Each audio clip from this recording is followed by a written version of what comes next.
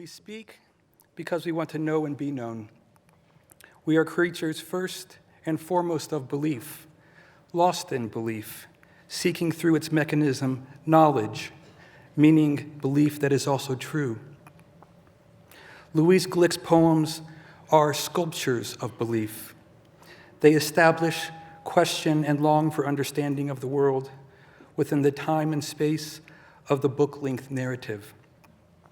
Distinguished by their novelistic effects, particularly since the publication of Ararat in 1990, her collections organize themselves around characters, or more properly, voices, held together by a set of social contexts. Invariably, through the push and pull of opposite points of view, a kind of dialectic thought emerges. As in her book Averno, published in 2006, in which Glück recasts and recasts again the myth of Persephone and Hades. Here are lines from the poem A Myth of Innocence. Persephone stands by a pool of water, saying, "From time to time, I was abducted." But it sounds wrong to her, nothing like what she felt. Then she says, "I was not abducted." Then she says, "I offered myself. I wanted to escape my body. Even sometimes, I willed this." But ignorance cannot will knowledge. Ignorance wills something imagined, which it believes exists. First, Persephone engages herself in dialectic or oppositional thought. Then the speaker of the poem, who presents her, does the same. Meaning turns through dialogue. In Glück's books, within poems and between poems, one voice speaks to another, builds on another. What emerges inevitably is not truth or knowledge, as much as her speakers want it, but the shapes of inner relation and the sounds of social relation. In many of her collections, the stage for these voices, these shapes, has been mythic. The Triumph of Achilles from 1986 and Ararat from 1990, for example, both use biblical and classical narratives as the place, the context, the frame on, through, and against which Glück shapes the contrapuntal utterances of her poems. Likewise, The Wild Iris from 1992 adopts the Garden of Eden. The Meadowlands from 1996, the story of Odysseus and Penelope. And Averno, as we just saw, the burnt fields of Persephone and Hades. In each book, the players address the audience and one another, their hands dirtied and their faces streaked from the tumult of the mythic ordeal. In her most recent two collections, however, Glück's work has taken on surprising new shapes. A Village Life, published 3 years after Averno, speaks from the edge of the human epic, no longer Vedic, no longer prophetic, no longer invested in the details of the heroic life. The boy and the priest, the girl and the mother, the daughter and the father, the husband and the wife. The oppositions and struggles of these lives enter and color the utterances of this collection. The book is filled with concrete lives, but they enter as examples, as if subplots in a novel whose concerns are, finally, elsewhere.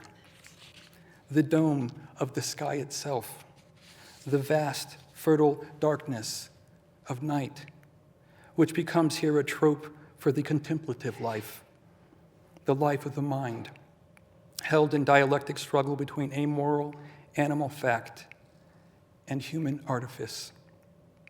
As such, A Village Life becomes, by its conclusion, a book of nocturnes.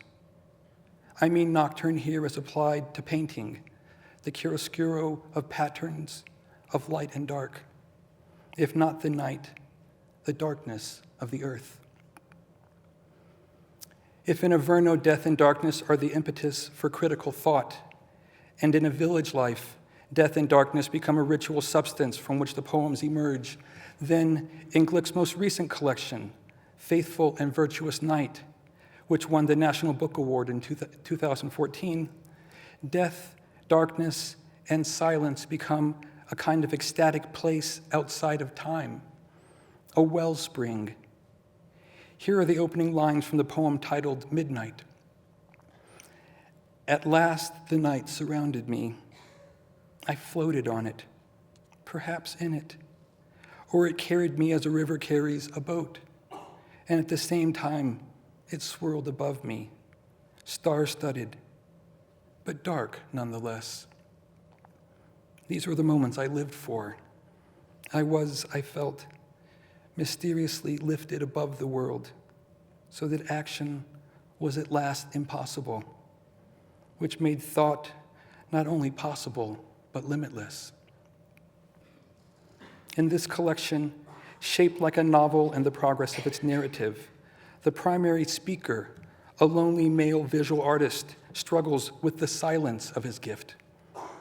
The poems that detail this narrative are framed in counterpoint, however, by parables that explore silence, darkness, journey, and stillness as the sources of art. The work is, in its ecstasy, tonally distinct from Glück's previous collections, yet inevitably and inimitably hers. And while the geographic setting for the speech acts of these poems appears to be London, their ultimate setting is literature itself, art itself, as they point to and frame themselves within the history and practices of human artifice, music, painting, the parable, the story of adventure, the pattern movement of darkness to light and back, of revelation and coming into being. In this book, she has once again, uncannily, continued and reinvented herself and her work. Louise Glück's effect on the world of American poetry over the past 50 years is profound. It is evidenced in the work of her collected poems, 1962 to 2012, which won the Los Angeles Times Book Award, and two, in her many awards and honors, including, to name just a few, the Pulitzer Prize, the Bollingen Prize, William Carlos Williams Award, the Academy of American Poets Wallace Stevens Award, and the Lannan Literary Award for Poetry. In 2015, she received the Gold Medal for Poetry from the American Academy of Arts and Letters. She has served as the U.S. Poet Laureate and the Chancellor of the Academy of American Poets. Her mark in American poetry is likewise evidenced by her deep engagement with poets and poetry of every generation that follows her own, and by the long list of poets who name her as influence, teacher, and mentor. Indebted to her in each of these categories, I am honored to present to you a poet whose presence is unequaled in American letters. Please join me in welcoming her, Louise Glück.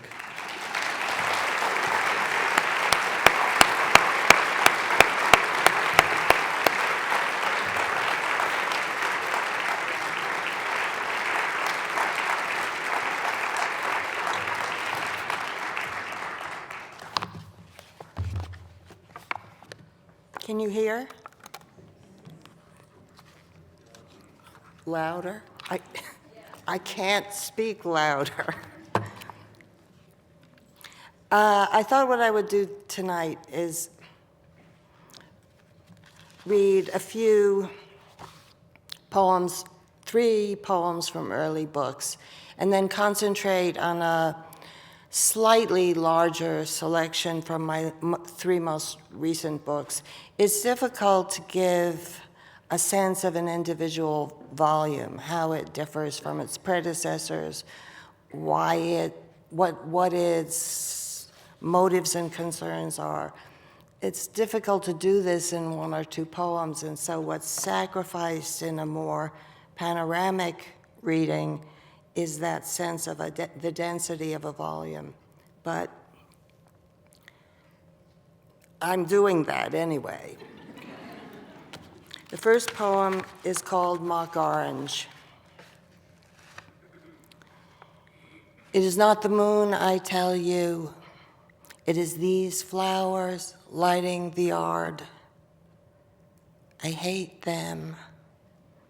I hate them as I hate sex, the man's mouth sealing my mouth, the man's paralyzing body, and the cry that always escapes, the low, humiliating premise of union. In my mind tonight, I hear the question and pursuing answer fused in one sound that mounts and mounts and then is split into the old selves, the tired antagonisms. Do you see? We were made fools of, and the scent of mock orange drifts through the window. How can I rest? How can I be content when there is still that odor in the world? Two poems from The Wild Iris, a book in which many of the poems are spoken by flowers. The Red Poppy. The great thing is not having a mind. Feelings, oh, I have those. They govern me. I have a Lord in heaven called the sun, and open for him, showing him the fire of my own heart, fire like his presence. What could such glory be if not a heart? Oh, my brothers and sisters, were you like me once, long ago, before you were human? Did you permit yourselves to open once who would never open again? Because in truth, I am speaking now the way you do. I speak because I am shattered. The Wild Iris. At the end of my suffering, there was a door. Hear me out. That which you call death, I remember. Overhead noises, branches of the pine shifting. Then nothing. The weak sun flickered over the dry surface. It is terrible to survive as consciousness buried in the dark earth. Then it was over. That which you fear, being a soul and unable to speak, ending abruptly, the stiff earth bending a little, and what I took to be birds darting in low shrubs. You who do not remember passage from the other world, I tell you I could speak again. Whatever returns from oblivion returns to find a voice. From the center of my life came a great fountain, deep blue shadows on azure seawater. Now we skip ahead many decades. You laugh, but it was hard work, all this skipping ahead. I'm going to read a few poems from Averno. A short poem first, Telescope. There is a moment after you move your eye away when you forget where you are, because you've been living, it seems, somewhere else in the silence of the night sky. You've stopped being here in the world. You're in a different place, a place where human life has no meaning. You're not a creature in a body. You exist as the stars exist, participating in their stillness, their immensity. Then you're in the world again, at night on a cold hill, taking the telescope apart. You realize afterward, not that the image is false, but the relation is false. You see again how far away each thing is from every other thing.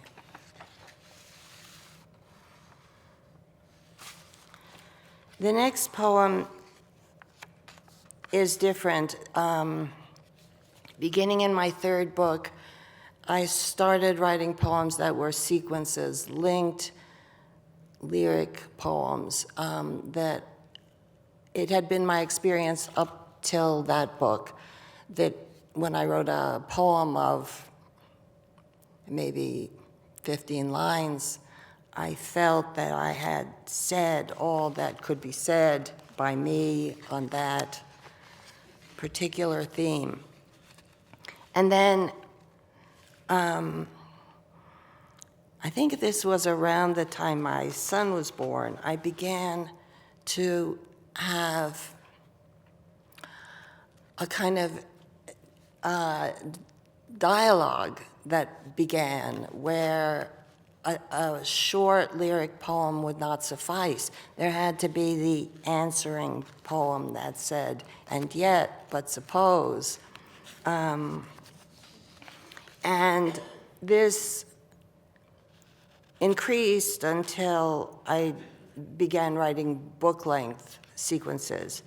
I am not going to read you a book-length sequence. Your lives will continue sooner than you think.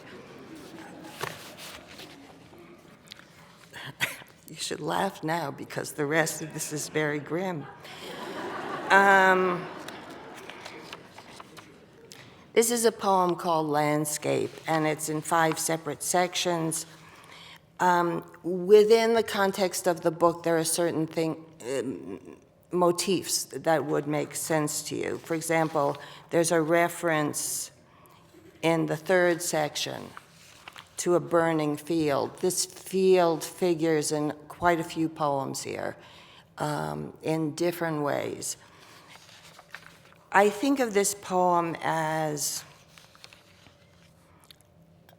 a human life from the beginning to the end, but each section is spoken by a different speaker, though you will hear, you will notice that certain props recur.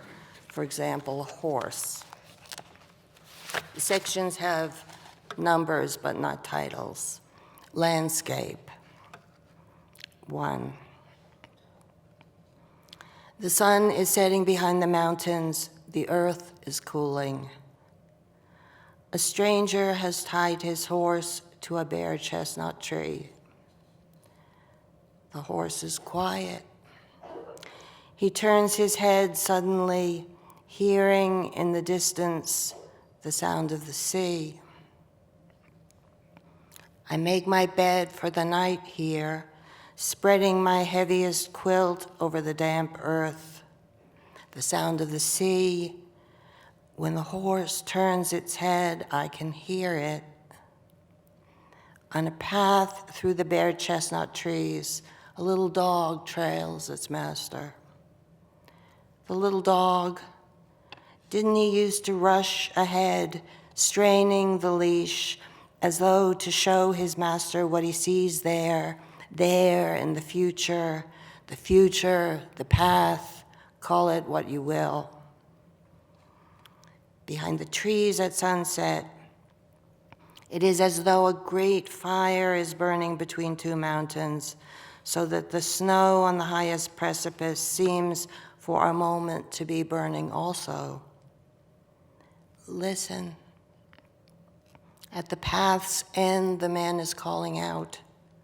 His voice has become very strange now, the voice of a person calling to what he can't see.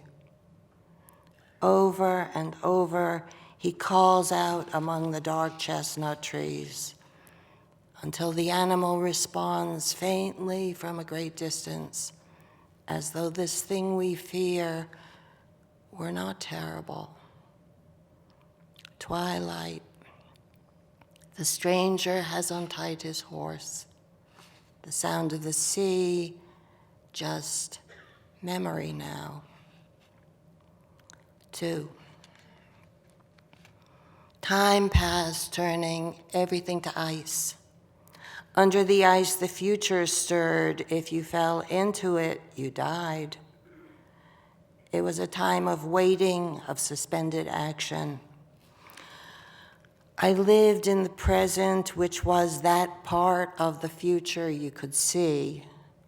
The past floated above my head like the sun and moon, visible but never reachable.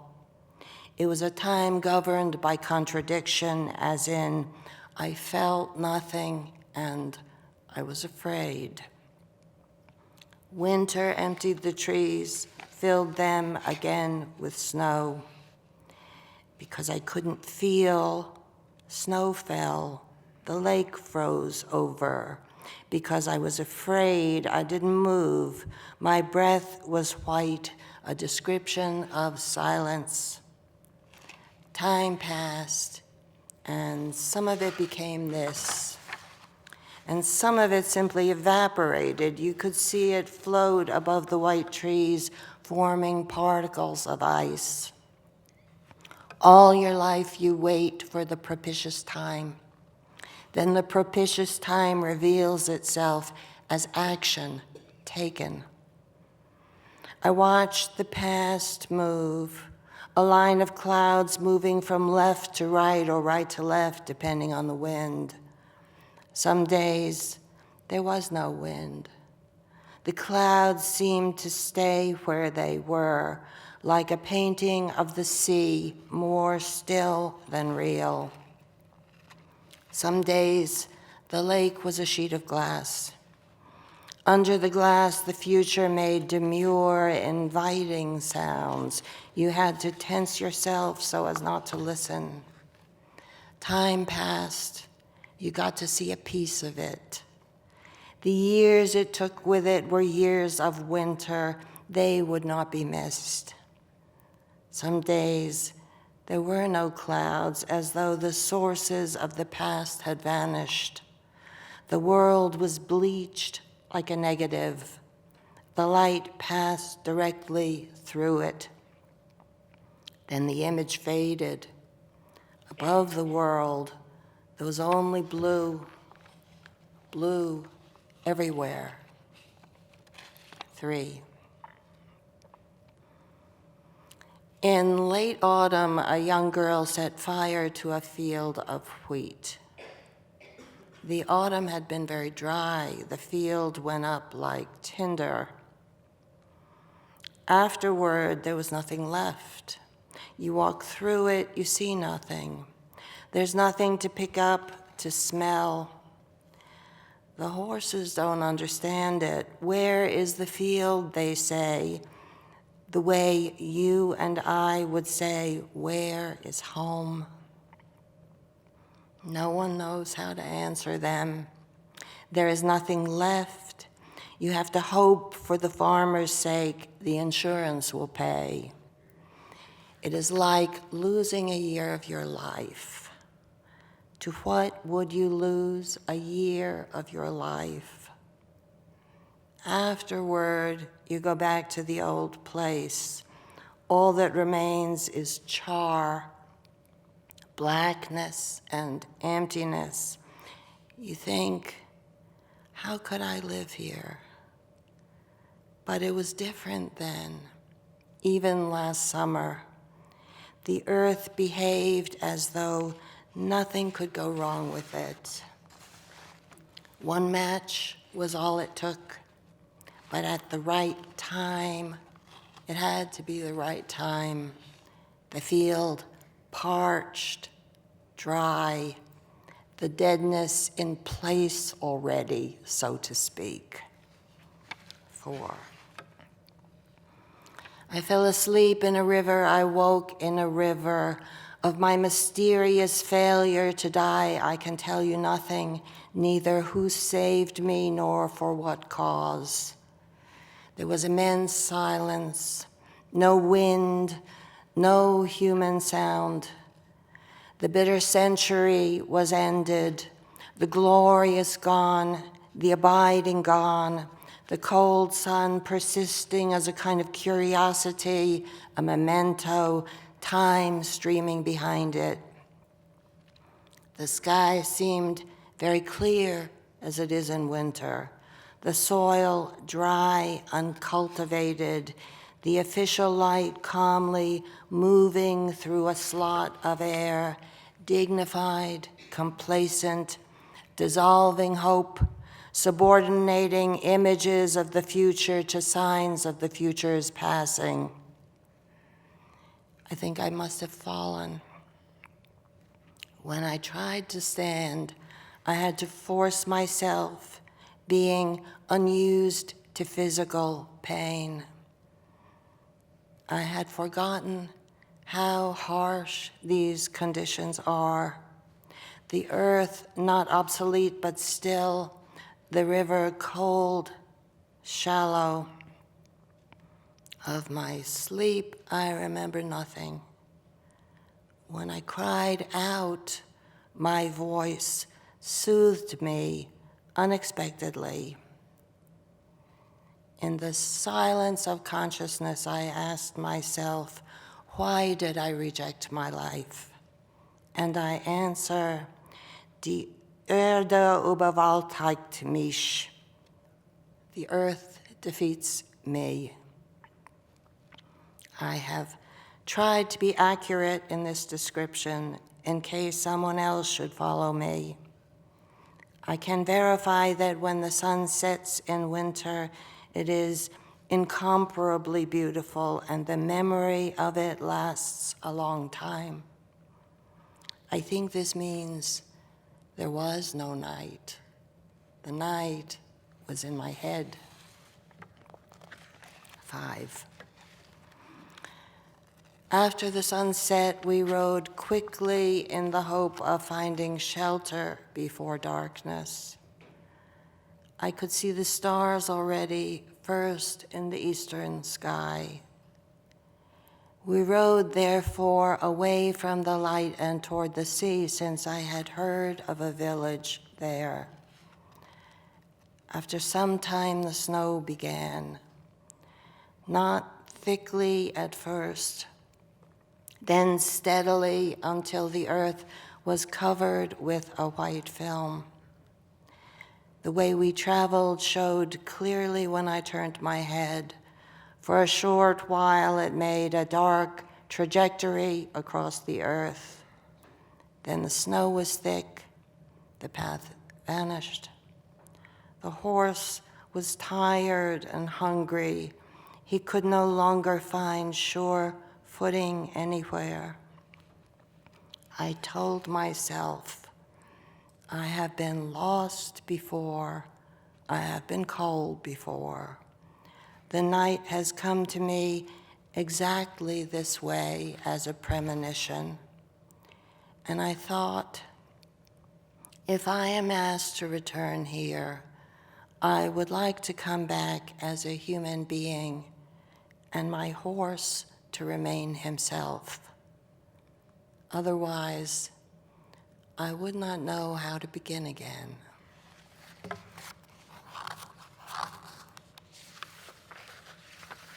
That's Averno. And the next book felt very different to write, and it was written, it was a pleasure to write because I didn't write it in a great burst as I had written some of my books, a whole book in 8 weeks after many years of writing nothing. And it wasn't written in a sort of long, dogged labor. It was a year's occupancy of a strange it seems in the poems like a place, but it wasn't a place. It was a tone, a way to sound.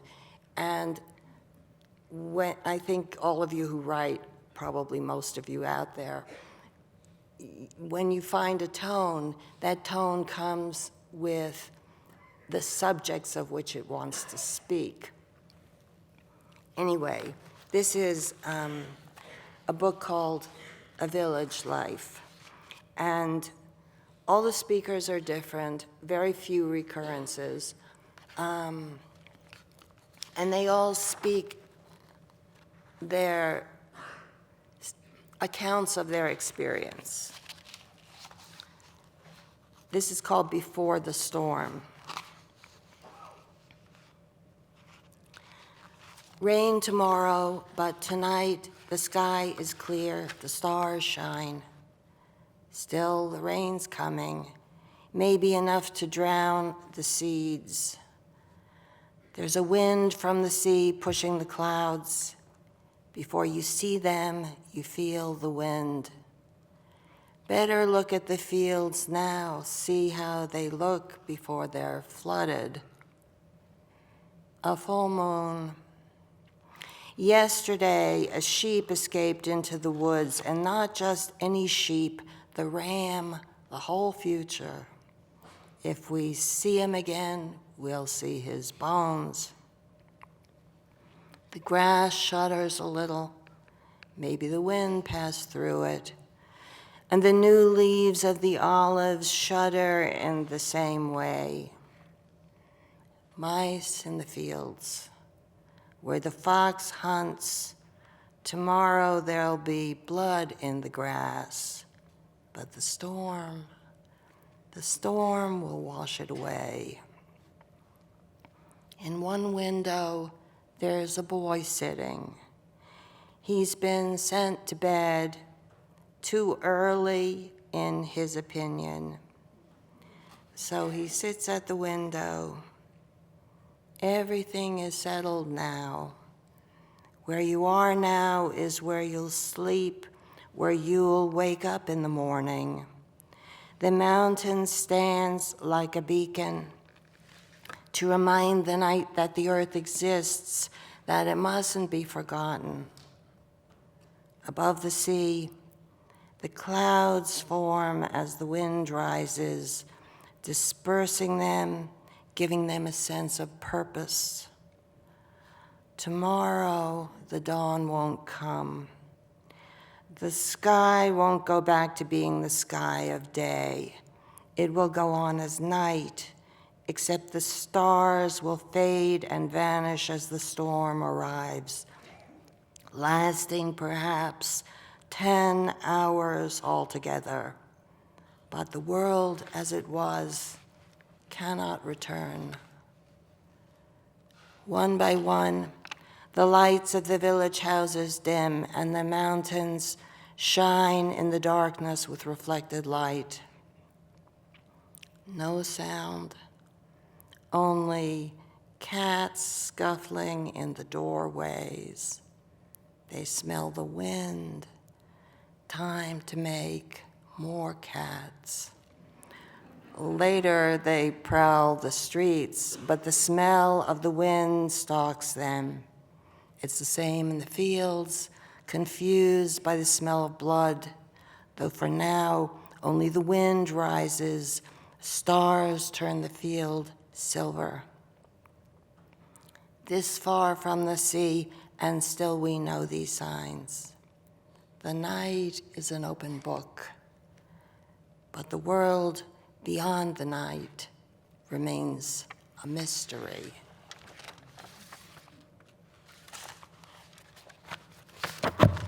First, snow. Like a child, the earth's going to sleep, or so the story goes. But I'm not tired, it says. And the mother says, you may not be tired, but I'm tired. You can see it in her face. Everyone can.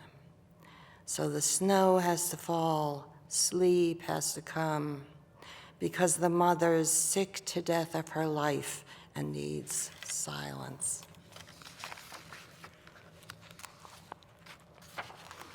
And this is the title poem of that book, which was also the first poem written. And it was the first poem I had written in a very, very, very long time. And all poems have their triggers, especially if you have been long silent. I was reading a book by John Berger, the novelist, and I came on the word escarpment, and I remembered I used to use that word. I used to know what it applied to. And I looked it up and I read about it, and I thought, that's my book. I can write a book about that word. And that was my experience, that I wrote a book about that word. So this is called A Village Life.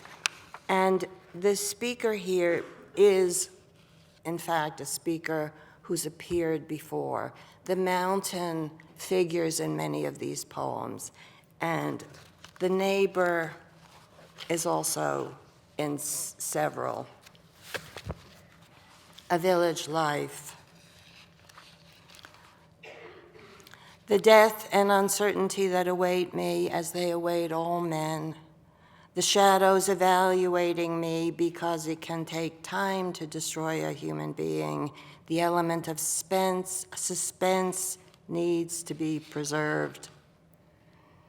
On Sundays, I walk my neighbor's dog so she can go to church to pray for her sick mother.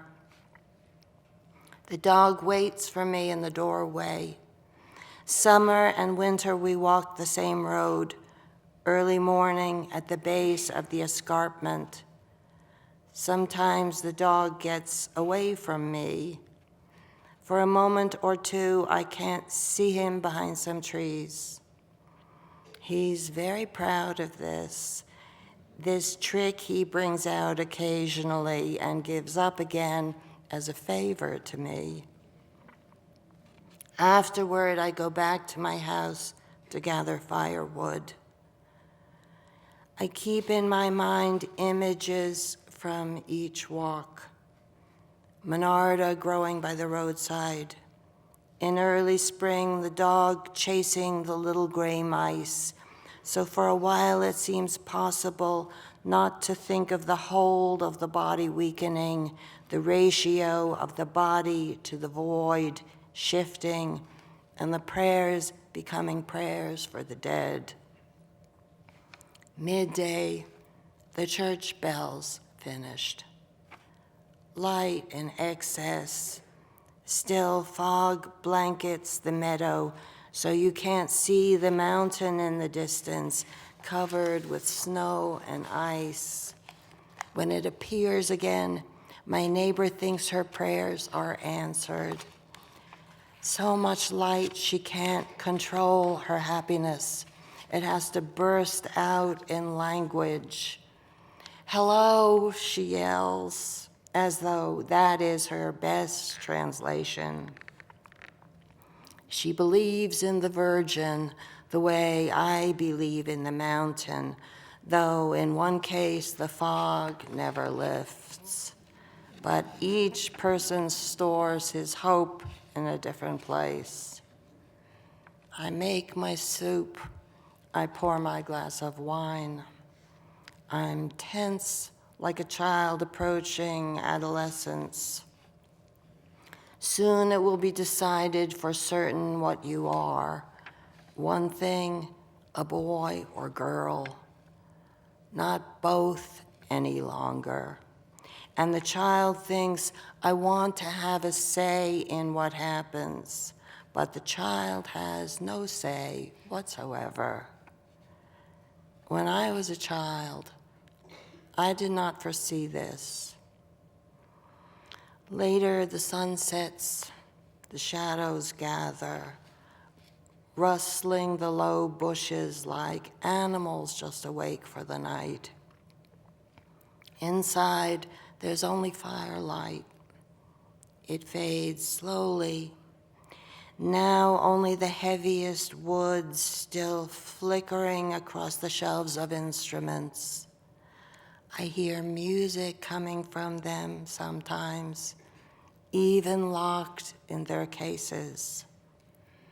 When I was a bird, I believed I would be a man. That's the flute. And the horn answers.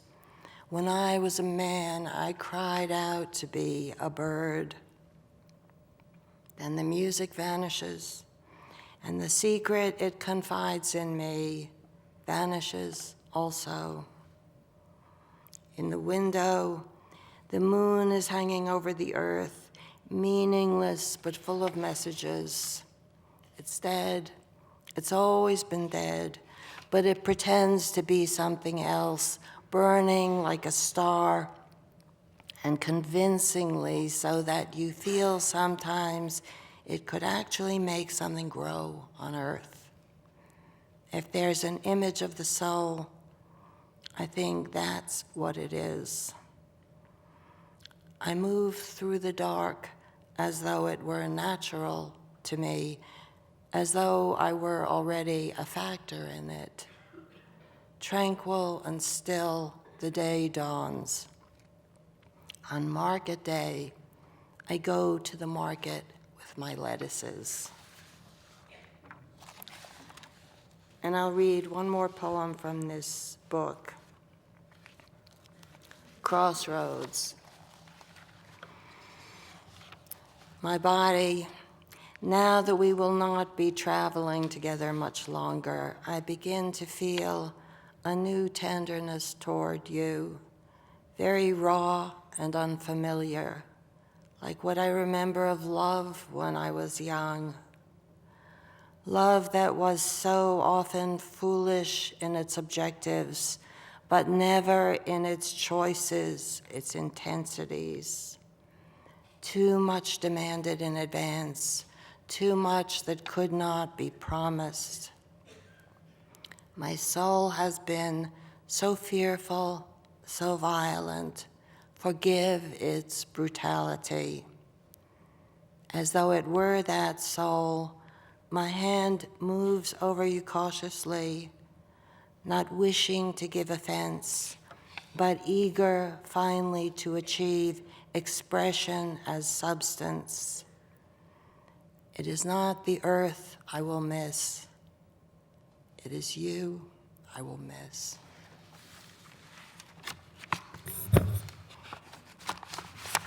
And I'll read, it's not over. I have 11 minutes and 54 seconds, but I may not use every last one. This is the newest book, and the thing that was most surprising to me here was that for the first time I wrote prose poems. I had never felt the slightest wish to write prose poems. I had a long manuscript, this, that I kept seeing different shapes for. And the prose poems came at the very end. A very, very close friend of mine, a fiction writer, who has been reading my work since we were both 28, and I hers. I sent her yet another draft, and she said yet again she didn't think it was ready. And I thought I didn't have any more to write. And then she said, I think you should try reading the short stories of Kafka again, flatteringly assuming that I had read them, which I had, but still, it was a chance she took.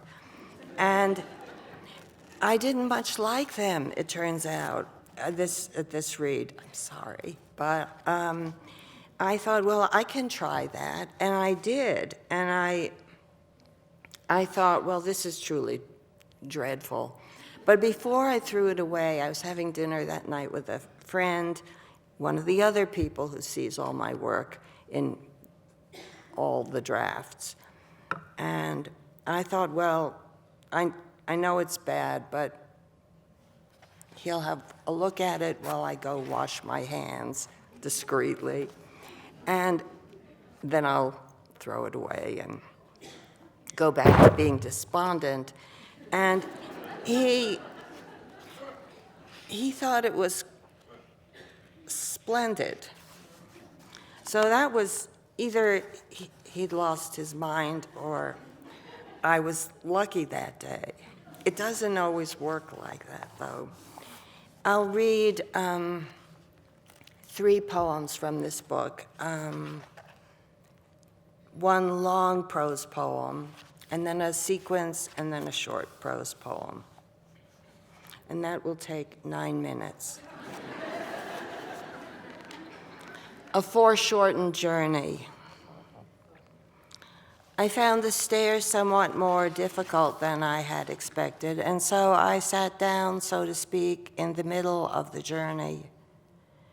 Because there was a large window opposite the railing, I was able to entertain myself with the little dramas and comedies of the street outside, though no one I knew passed by, no one certainly who could have assisted me. Nor were the stairs themselves in use as far as I could see. You must get up, my lad, I told myself. Since this seemed suddenly impossible, I did the next best thing. I prepared to sleep, my head and arms on the stair above, my body crouched below. Sometime after this, a little girl appeared at the top of the staircase, holding the hand of an elderly woman. "Grandmother," cried the little girl, "there is a dead man on the staircase." "We must let him sleep," said the grandmother. "We must walk quietly by. He is at that point in life at which neither returning to the beginning nor advancing to the end seems bearable. Therefore, he has decided to stop here in the midst of things, though this makes him an obstacle to others, such as ourselves. But we must not give up hope. In my own life," she continued, "there was such a time, though that was long ago." And here she let her granddaughter walk in front of her so they could pass me without disturbing me. I would have liked to hear the whole of her story, since she seemed, as she passed by, a vigorous woman, ready to take pleasure in life and at the same time forthright without illusions. But soon their voices faded into whispers, or they were far away. "Will we see him when we return?" the child murmured. "He will be long gone by then," said her grandmother. "He will have finished climbing up or down, as the case may be." "Then I will say goodbye now," said the little girl. And she knelt below me, chanting a prayer I recognized as the Hebrew prayer for the dead. "Sir," she whispered, "my grandmother tells me you are not dead, but I thought perhaps this would soothe you in your terrors, and I will not be here to sing it at the right time. When you hear this again," she said, "perhaps the words will be less intimidating if you remember how you first heard them in the voice of a little girl." I think I will skip the sequence and read one last poem. A work of fiction. As I turned over the last page after many nights, a wave of sorrow enveloped me. Where had they all gone, these people who had seemed so real?